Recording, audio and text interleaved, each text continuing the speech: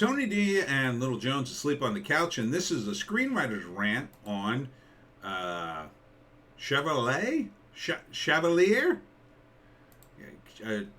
Chevalier, the famous Creole violinist that lived around the French Revolution. It's a biopic. That looks kind of interesting. Smash like and subscribe. Thank you for smash liking and subscribing. Check out my books, links in the description. Comedy Horror in South Jersey. It's The Pineys, books 1 through 10. Available at Amazon.com. Don't forget, Kindle Unlimited is free.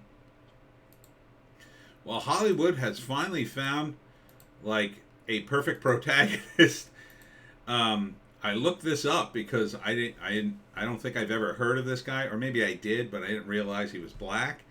But he was a real dude who lived during the French Revolution. He was a prodigy, a violinist and composer who lived during the time of Mozart and a lot of famous guys. So he was a real deal, and he participated in the French Revolution. So the hook of this movie is, genius, prodigy, revolutionary. But then he also has to deal with racism. So this is like a perfect character from history for Hollywood right now. And it's, legit. Now, is it a legit, dialogue and whatnot? Probably not. It's probably overemphasized to some degree or another, but, Hollywood loves its commies. Was he a commie? Well, he was a French revolutionary, and those guys were, in a lot of ways, worse. After they overthrew the king, it kind of went to crazy levels. I had to read about the history. It's very complicated, but he, he survived that era. Oops. And, became a famous musician in his own right, PG-13. What was the date on that? I missed it. 2023, so no date. It looks very interesting. I don't know how much I trust the, Hollywood to tell the story accurately, but it's a story that I don't know if I've ever heard this story before told in a movie. So it is new ground like that. He has to deal with racism in France, but then he's also a revolutionary, and he participates in the, the overthrow of the government and becomes one of the figures in the mix. He's not one of the figures, but he is a figure. I was reading a little bit about him before I watched the trailer. He died in 1799. Towards the end of his life, the French government accused him of not being revolutionary enough, which is part of the problem with the revolutionary government of France. You weren't quite communist enough. And then things went downhill for him, because he participated in non-revolutionary things like making music, because he was a freaking musician. But he was a real deal. He composed a lot of interesting stuff. So this could be a cool movie. And it's a shame that Hollywood has gone so incredibly woke, because the moment I saw this, I was like, did they make this guy up?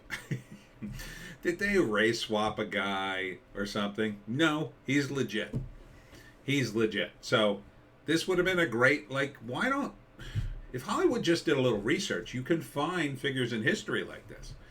He's an interesting guy because he was black at a time when there wasn't a lot of black guys writing classical music. He's considered the first great black composer. So yeah. I think it'll at least be decent, even if they go out of their way to make it crazy and woke. I think it'll at least be interesting to watch, because it's kind of hard to find stuff on the internet about the guy. they're probably going to exaggerate some of it, but I think I could forgive it at least, unless it takes a very, I don't know, pro-communist stance somehow. But he seems like he did a lot of interesting things and was a unique guy. And yeah, it's a story that kind of needs to be told. So let's hear it, I say. Would I watch it? Maybe. It says inspired by the incredible true story of composer Joseph Boulogne Chevalier de Saint Georges, the illegitimate son of an African slave and French plantation owner. Boulogne, Kevin Harrison Jr., in a tour de force performance, rises to improbable heights in French society as a celebrated violinist, composer, and fencer, complete with an ill-fated love affair and a falling out with Marie Antoinette, Lucy Bonnion, and her court, which doesn't matter because they get sent to the guillotine later. So it all works out for him. Oh, Minnie Driver's in it. I remember her. So it looks cool. It's Kelvin Harrison. Kelvin Harrison Jr. He looks okay in the role. Not quite as intense as I would expect the historical figure.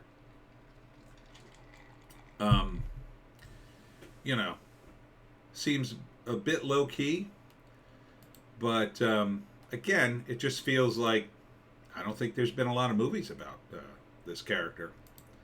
I can't think of a one. So, from Searchlight Pictures. Oh, in theaters in April. Oh, that's a ways away. But okay.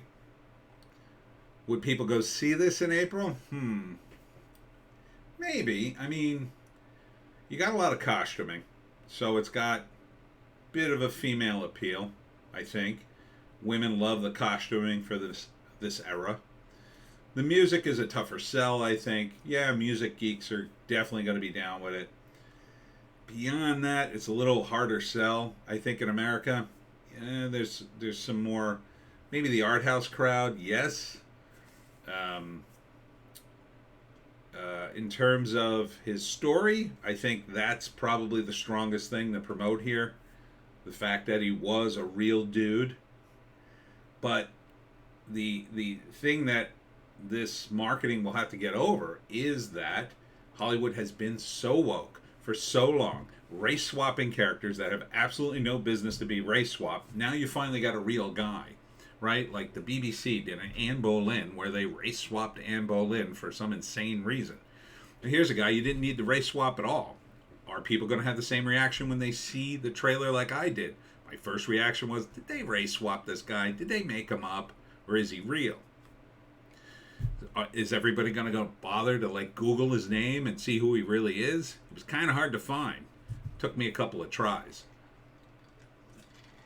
So, if that happens, you kind of did it to yourself, Hollywood. Now, it's a biopic, so it's basically going to follow his life. But first act, his origins, his rise. He's a prodigy. Everybody's impressed with his music. It opens doors for him. He gets to France, and next thing you know, we switch over to Kelvin. Now he's not a kid anymore. Second act, he's on the rise. He's a hit. He plays with all the greats at the time. He's composing his own music. Everybody loves him, and Marie Antoinette loves him. But now there's a revolution in the air, and this could derail his whole deal. And the divas in the court suddenly are down on him, and he's got a wife and a fancy lifestyle, and now his entire lifestyle could collapse because he needs to make a ton of money. And now the queen's not into him. At the same time, he's courting the resistance, and because he's the son of a slave, and he gets it. So he joins the resistance somehow, or sees which way the wind is blowing in time, and then there's the revolution, and then according to what I read, he eventually joins the army. He is an expert fencer on top of being a great musician. So he joins the army, and then like, how far are they going to go into the French Revolution is the question, because then things don't go that great for him at that point. Now, typically these movies are rise and fall, so the third act, yeah, you're going to get to see how he died. How he died is kind of a bummer, but it's not any glorious death, but it's kind of just sort of like, well, he just kind of died. But I don't know. I mean, is Hollywood going to do some grand ending to this dude? I don't think they should. I think they should try to stick to the facts as much as possible. I get it. Sometimes you have to collapse things, but Hollywood sometimes goes way far afield, and I hate that. But I think this can work as a movie if they don't blow it up too much. And then you get, the crawl at the end. Chevalier. I know I'm saying that name wrong. He died in 1799, and he was a great composer, and now they play his music all the time, and blah, blah, blah, blah, blah. So, yeah. I mean, Hollywood finally, again, Hollywood, all you got to do is search for these guys in history. They do exist. They do exist. There's all kinds of interesting people that exist in history. If you just dig them up and do a movie about them, you got a great protagonist here for the current timeline, so to speak. So I think this movie could work. I'd be interested in seeing it.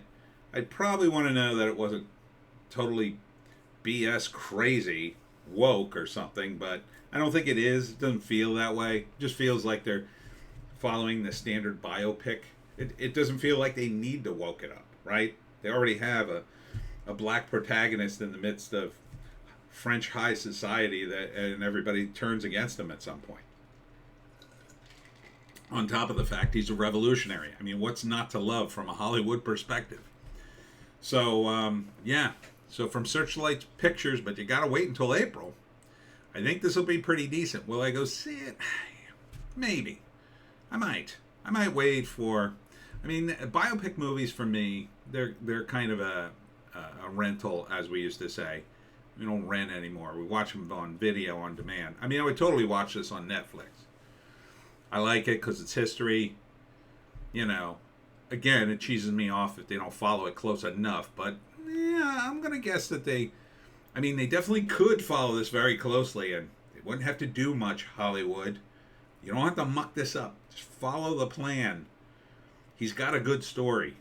He's already... this is already baked into this historical figure. He is a genius who existed. All you gotta do is tell his story. That's it. Just tell it. And that's it for me, Tony D and Little Joan. Sleep on the couch. Check us out on Odysee, Bitchute, and Rumble for our more base takes. We got a news blast and a Hollywoke hot take. Thanks for tuning in. Don't forget the Moonlit Market tomorrow at 5 to 9 in New Egypt, New Jersey. And we'll see you tomorrow.